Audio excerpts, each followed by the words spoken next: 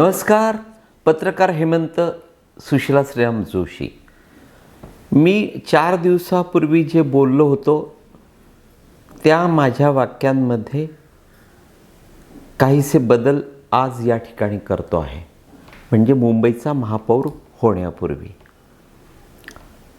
त्या व्हिडिओमध्ये मी सांगितलं होतं की महापौर भारतीय जनता पक्षाचा होणार नाही, शिंदे सेनेचा होईल आणि स्थापत्य समिती म्हणजे स्टँडिंग कमिटीचा चेअरमन अर्थातच भारतीय जनता पक्षाचा असेल. आता त्यात थोडासा बदल करतो. बाळासाहेब ठाकरे यांच्याविषयीचा असलेला नितांत आदर आणि त्यांची ती जन्मशताब्दी, हा सारा समन्वय आणि त्यांच्यावरचं असलेलं प्रेम भारतीय जनता पक्षानं, मोदी आणि फडणवीसांनी प्रत्यक्ष व्यक्त करण्याचं ठरवलेलं आहे. याचा सरळ अर्थ असा की येणारा मुंबईचा महापौर हा भारतीय जनता पक्षाचा नसेल, तो शिवसेनेचा असेल. आणि उद्धव ठाकरे ज्या पद्धतीनं वेट अँड वॉच म्हणतात किंवा त्याचवेळी एकनाथ शिंदे देखील अडून बसले आहेत, पुन्हा तेच की महापौर नेमकं सांगता येणार नाही कोणत्या सेनेचा असेल, कुठल्या शिवसेनेचा असेल, पण तो 100% शिवसेनेचा असेल.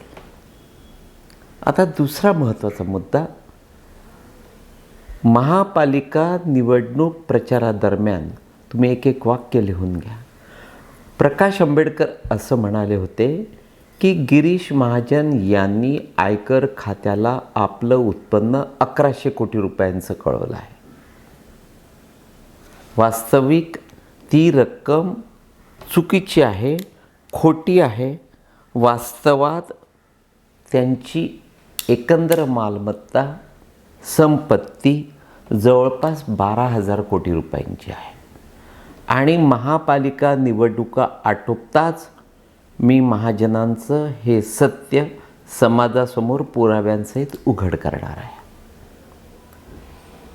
आता त्यातले सारे महत्त्वाचे मुद्दे. अत्यंत महत्त्वाचा मुद्दा असा की 12,000 कोटी आपण बाजूला ठेवूया.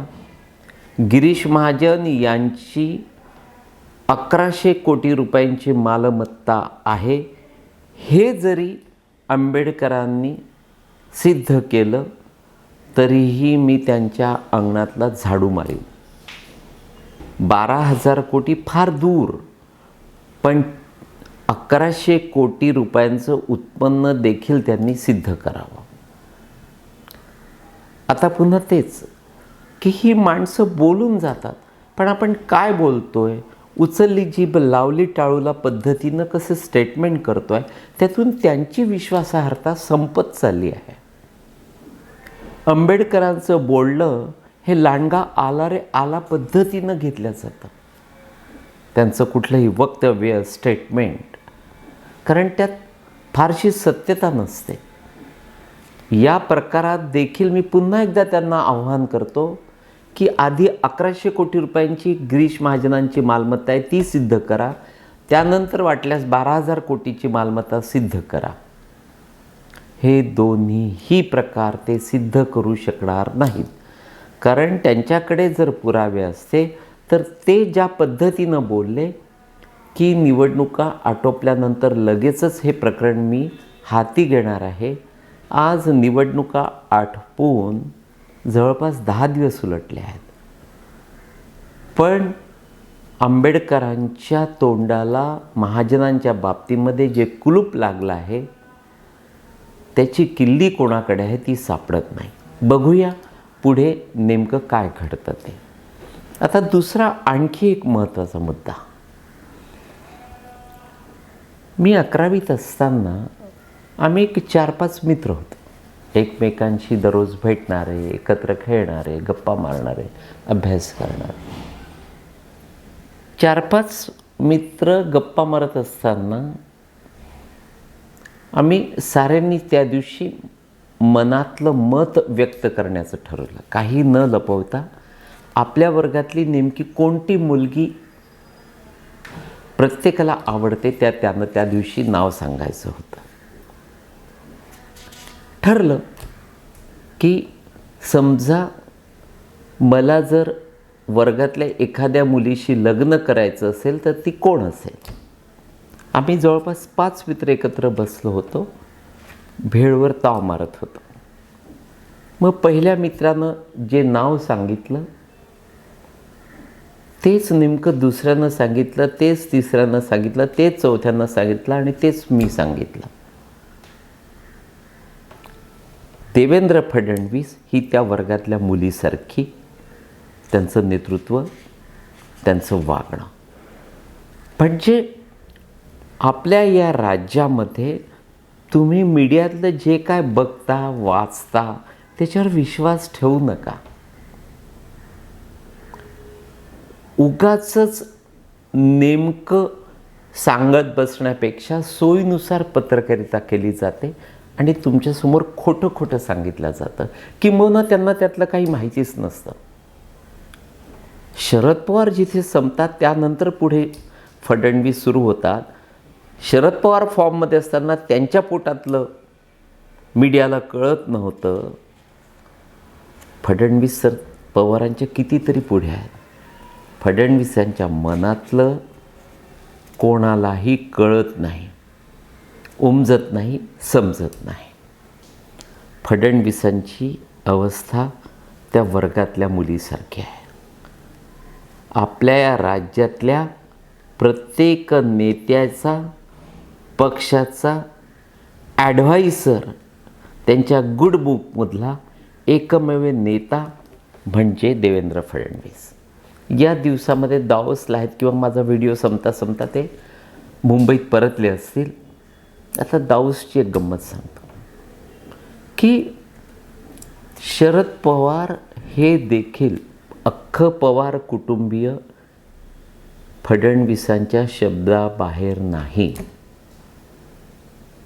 आणि त्याचं एक ताजं सुंदर उदाहरण म्हणजे दावोसमध्ये असलेला घडलेला एक प्रकार.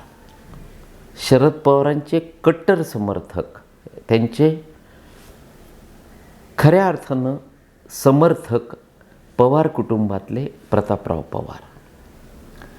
प्रतापराव हे कधीही शरद पवारांच्या बाबतीत विरोधात बोलत नाहीत, भरभरून बोलतात. कारण प्रतापराव आणि अभिजितला उभं करण्यात शरद पवारांचा देखील मोठा वाटा आहे, उपकार आहेत. आणि त्या उपकाराची जाण या बाप लेकांच्या मनात आहे. शरद पवारांच्या परवानगीशिवाय किंवा फडणवीसांवर असलेले प्रेम व्यक्त करण्यासाठी या दिवसामध्ये दावोसमध्ये प्रतापराव आणि त्यांचे चिरंजीव आपल्या मित्रमंडळीसह ठाण मांडून बसले आहेत.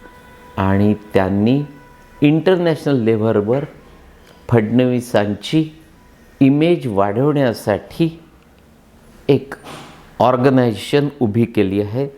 त्याचं नाव आहे ग्लोबल इम्पॅक्ट फोरम, GIF. त्याचा फार मोठा कार्यक्रम पवार बापलेकानं थेट झुरिकमध्ये घेतला, दावोसमध्ये घेतला. आणि त्या कार्यक्रमासाठी फडणवीसांनी 2 वेळा भेट दिली. त्या कार्यक्रमाचं प्रमुख पद स्वीकारलं. म्हणून फडणवीस नेमके कसे ते मी तुम्हाला सांगतो आहे. आणि त्यातूनच नेमका निकाल त्या महापौर पदाचा देखील निघणार आहे. कारण प्रत्येकाला तेच वाटतं, जे एकनाथला वाटतं तेच उद्धवला वाटतं, तेच राज यांना वाटतं, तेच शरद पवारांना वाटतं, तेच अजितदादांना वाटतं, तेच प्रतापराव पवारांना वाटतं. वर्गातली आवडणारी मुलगी म्हणजेच देवेंद्र फडणवीस. या आधीच्या व्हिडिओमध्ये मी तुम्हाला सांगितलं होतं की एकनाथ शिंदेंच्या शिवसेनेत 2 उभे गट तयार झालेले आहेत. अर्थातच एका गटाचं नेतृत्व एकनाथजींकडे आहे आणि दुसरा गट जो कुठल्याही कोणत्याही क्षणी बाहेर पडू शकतो, शिंदेंना फसवून भुलवून तो त्यांच्यापासून वेगळा होऊ शकतो, त्या गटाचं नेतृत्व उदय सामंत करतात अशी अफवा गेल्या अनेक महिन्यांपासून, वर्षभरापासून पसरलेली आहे. उदय सामंत हे शिंदे सेनेतल्या त्या विरोधी गटाचं नेतृत्व दूरपर्यंत करत नाहीत. किंबहुना he is very very close to Eknath Shinde. त्यांची फडणवीसांशी मैत्री होती, फडणवीसांचं त्यांच्यावर खूप प्रेम होतं, पण अलीकडल्या काही महिन्यामध्ये मला त्या गोष्टी नमूद करता येणार नाहीत, पण काही अशा घटना घडल्या आहेत ज्यामुळे फडणवीसांनी एका विशिष्ट अंतरावर उदय सामंत यांना ठेवलं आहे आणि उदय सामंतांना दूर ठेवलं हे दाओसमध्ये दिसून आलं आहे. कारण दाओसच्या पूर्ण कार्यक्रमाचं नियोजन जे अतिशय प्रेस्टिजियस असतं, त्या नियोजनासाठी फडणवीसांच्या सभोवताली जे मातब्बर आहेत, जे कर्तबगार आहेत, जे अतिशय कॉम्पिटंट आहेत, फडणवीसांनी तोंडातून शब्द बाहेर काढायचा अवकाश की जे तो शब्द पूर्णत्वाला नेतात, अशा 4ही अधिकाऱ्यांवर त्यांनी दाओसची पूर्ण जबाबदारी टाकली होती. ते सारे तिथे हजर आहेत, उपस्थित होते. त्यापैकी श्रीकर परदेशी, अश्विनी भिडे, त्यानंतर उद्योग खात्याचे सचिव अन्बलगन साहेब आणि त्यातला आणखी एक अत्यंत महत्त्वाचा दुवा कौस्तुभ धवसे. हे चौघं अतिशय प्रेस्टिजियस पद्धतीनं फडणवीसांना या भेटीमध्ये यश मिळेल, नाव मिळेल, प्रेस्टिज मिळेल याची डोळ्यात तेल घालून काळजी घेणारे आणि त्या पद्धतीनं सारं ऑर्गनायझेशन घडवून आणणारे हे ते चौघं. आणि हे सारं घडत असताना उद्योग खात्याचे मंत्री म्हणून नक्कीच उदय सामंतांची तिथे उपस्थिती आहे. पण का कोण जाणे, त्यांना काहीसं दूर ठेवण्यात आलं आहे. पूर्वीसारखा ते लाड किंवा तो रिस्पेक्ट त्यांना यावेळी मिळाला नाही. तेथे जे जमलेले माझे मित्र आहेत त्यांनी आवर्जून मला ते सांगितलं आहे आणि त्याचीच नेमकी मला काळजी वाटते. उदय सामंत आणि किरण सामंत माझे अतिशय लाडके आहेत, मला आवडणारे ते नेते आहेत. दोघेही भाऊ आहेत. त्यांचे कष्ट आणि त्यांची एकंदर काम करण्याची पद्धत खूप छान आहे. पण त्या पलीकडे ते एकाच वेळी जर एकनाथ शिंदे यांच्या मनामध्ये